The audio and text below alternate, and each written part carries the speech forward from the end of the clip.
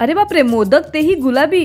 थांबा थांबा सांगते. हा कोणताच फूड कलर नाही आहे, हे रोज फ्लेवरचे मोदक आहेत. आणि हा क्यूटचा गुलाब कसा बनवला हे मी व्हिडिओच्या शेवटी सांगणार आहे, तर नक्की बघत राहा. पण त्याआधी स्पेशल थँक्स टू काटदरे यांचं मोदक पीठ. याची उकड आज इतकी छान आली होती की मी गुलाब काय काहीही बनवू शकत होते. इथे मी 1 वाटी पिठासाठी 1 वाटी पाणी आणि रोज सिरपचं मिक्सचर घेतलंय. त्यामध्ये थोडंसं तूप आणि किंचितचं मीठ टाकून उकड काढून घेतलीये. उकड 10 मिनिटांसाठी झाकण लावून ठेवून आता आपण सारण बनवूया. नारळाचा किस, पिठी साखर, थोडासा रोज सिरप, पिस्ता आणि थोडंसं गुलकंद टाकून मी गॅसवर थोडंसं परतून घेतलं. मग लास्टला वेलची पावडर टाकून मिश्रण एकजीव करून घेतलं. उकड काढताना मी थोडंसं टेन्शन घेतलं होतं, कारण फ्लेवर्ड मोदक मी आज पहिल्यांदा बनवत होते. पण मला फार कष्ट करायची अजिबात गरज लागली नाही. उकड एकदम मऊसूत आली होती या पिठामुळे.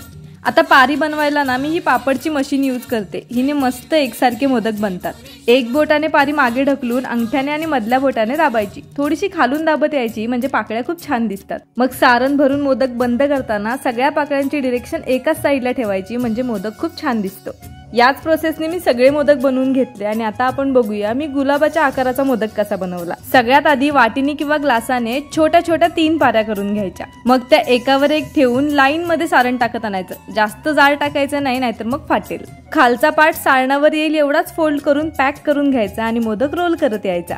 पूर्ण रोल झाला की वर उचलायचा आणि सर्वात शेवटची पाकळी थोडीशी उलटी करून घ्यायची, म्हणजे तो एकदम गुलाबासारखा दिसतो. काटदरे प्रोडक्ट्स हे त्यांच्या ऑफिशियल वेबसाईटवर तर अवेलेबल आहेतच, पण तसेच Amazon, Blinkit, फ्लिपकार्ट आणि तुमच्या जवळपासच्या लोकल स्टोअर्सला पण मिळतील. तर हे पीठ नक्की ऑर्डर करा आणि मोदक बनवल्यावर मला कमेंटमध्ये सांगा कसे झाले होते ते.